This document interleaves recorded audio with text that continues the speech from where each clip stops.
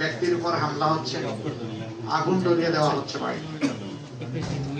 এটা তো ফেসিবাদী তত্ত্ব।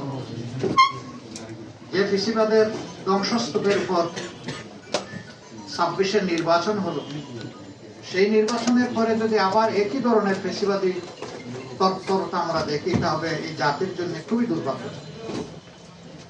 এবং এর সম্পূর্ণ দায় তাদেরকে নিতে হবে যারা এই ধরনের অপকর্মে লিপ্ত হবে।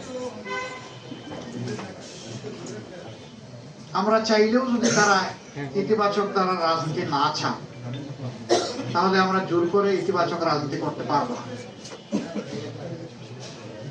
নির্বাচনে যারা সংখ্যাগরিষ্ঠ আসন পেয়েছেন, যেভাবেই পেয়ে থাকুন, এ ব্যাপারে আমাদের যথেষ্ট অবজারভেশন, আপত্তি আছে।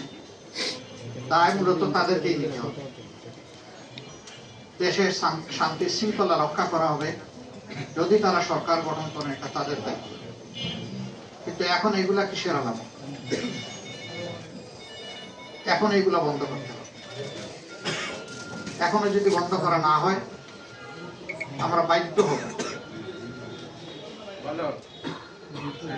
যে কোনো সিদ্ধান্ত। এবং আমরা নিরীহ দেশবাসী যারা ভালোবেসে একটা পরিবর্তনের পক্ষে গণভোটে হা বলেছেন এবং আমাদেরকে ভোট দিয়েছেন, সহযোগিতা সমর্থন করেছেন, আমরা তাদেরকে বলতে চাই, আপনারা যেমন আমাদের সাথে ছিলেন, আগেও আমরা আপনাদের সাথে ছিলাম, আজকে থেকে আরো শক্তভাবে আমরা আপনাদের সাথে থাকব ইনশাআল্লাহ। আমাদেরকে যদি বাধ্য করা হয়, তাহলে রাজপথেও আমরা বেশ কিছু জায়গায় আপনারা লক্ষ্য করেছেন, কালকে নির্বাচনী সম্প্রচার যখন হয়, ফলাফল হঠাৎ করে 2 ঘন্টা 4 ঘন্টা লাপাত্তা। এগিয়ে আছেন তিনি হাজার হাজার ভোটে, শেষের দিকে গিয়ে তিনি নাই, তাকে খুঁজে পাওয়া যাচ্ছে না। আবার হয়তোবা অল্প কিছু ভোটে কষ্ট মষ্ট করে তাকে ছাড় দিয়ে নির্বাচিত ঘোষণা করা হয়েছে, এটা অবাস্তব।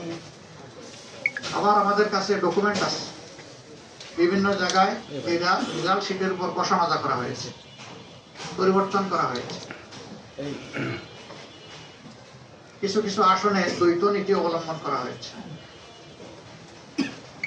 নাসিরউদ্দিন পাটোয়ারির আসনের ব্যাপার আপনারা সবাই জানেন, এটা আমাকে বড় করে আর বলতে হবে। সেখানে কি হয়েছে? সেন্টার দখল করে একজন নেতার আপনজনের নেতৃত্বে সেখানে যা হয়েছে, তার সাক্ষী দেশবাসী, বিশ্ববাসী, আপনারা।